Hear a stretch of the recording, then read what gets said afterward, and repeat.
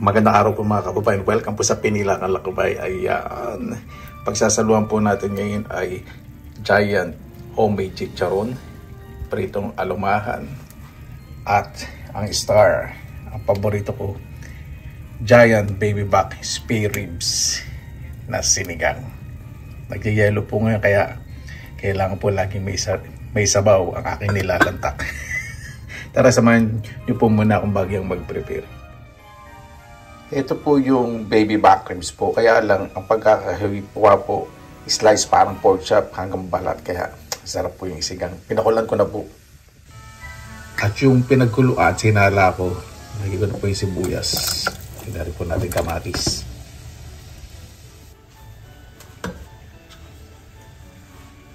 Hindi ko po nilakasan ang apoy. Para dahan-dahan maluto yung sibuyas sa kamatis. Dahan-dahan yung pagkadurog pero hindi siya durog na durog. Yung medyo buo pa rin siyang tingnan ng konti. Ito na po yung siling panigang. At syempre may natira pong egg. Ano ba ito? Ekra. Nakaraan ano po natin sa mukbang. Pag may natitira po ganyan yung pinasingaw. Kaya po sa freezer. So pwedeng gawin sa ilagay sa sinigang, sa pakbet, sa dinigdig. So, walang masasayang, di ba? Takpan ko po. Pakuloyin kong bahagya para yung okra maghiwa-hiwalay kasi frozen. Yan, kumukulo na po. Maghiwa-hiwalay na yung okra. Lalagay na po ako ng pansigang. Alam niyo naman po dito sa abroad, diskarte. So, yung available na gulay na talagang panghalo sa sinigang. Ako gusto ko po talaga yung panghalo po sa sinigang na gulay kasi ewan ko, ayoko po maglagay ng repolyo o ng Chinese cabbage o peche baguio. Yung baguio beans pwede. Gusto po yung talagang authentic na mga gulay. Kaya po tayong patis. At pwede na rin po natin ilagay ang ating baby back ribs na slice. Ayan po, baby back ribs po, hindi po yung pork chop.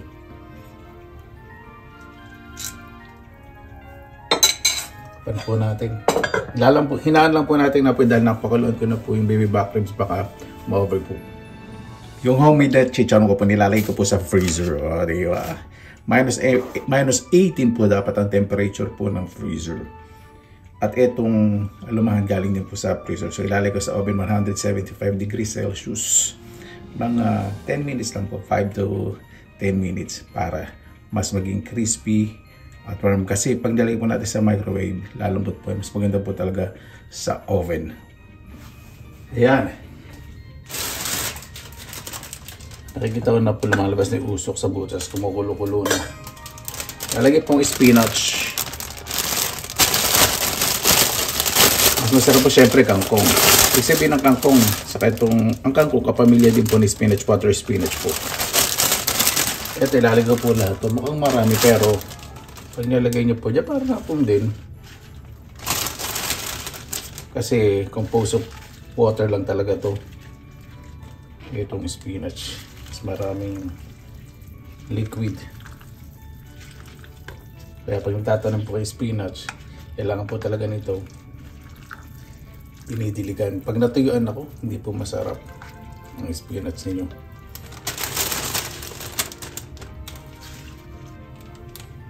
Ayan. Tanggal ko na po sa oven yung ating chicharon saka yung alumahan po itong isda. Narinig nyo po, umikis-lo. Mas magiging crispy po yan. Maamoy na po ang sinigang. Ready na rin po. O di kain na po tayo. Mabuhay! Yan. Maraming salamat po sa Panginoon. Kasama na naman po tayo. Kaya po tahimik ang boses ko. Medyo late na po. Para di makistorbo sa kapitbahay. Pasensya na po. Pagkatahimik style, pasalamatan po man natin ang Panginoon.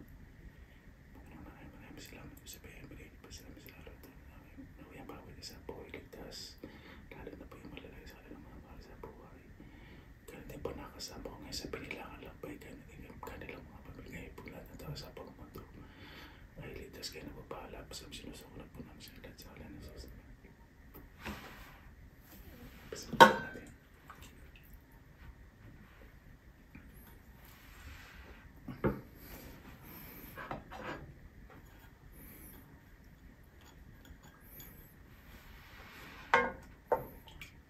Sabaw.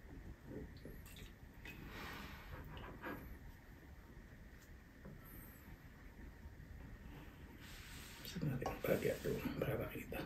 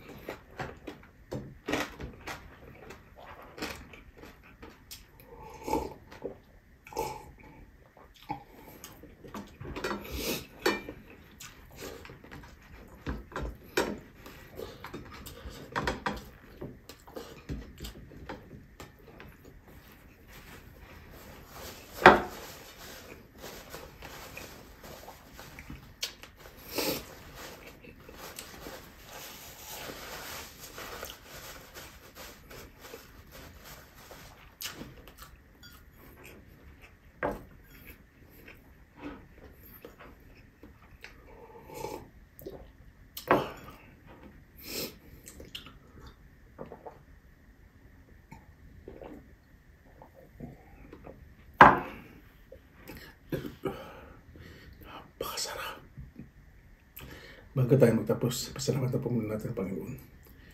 Panginoon, maraming salamat sa pinagpapalagay pa sa amin. Tawa yung bawat isa pa na may pinagtataanan. Spiritual, mental, emotional, mental. Ay kabalan po, lalo na po yung biktima po na hindi pagkakaroon sa pumunto. Kayo nagpahala po sa sinusukunan po namin sa inyo sa atin. Para po, maraming salamat ang pasin oras nila sa pinalangan. May masalamat and positive vibes ni Pai. God bless you at po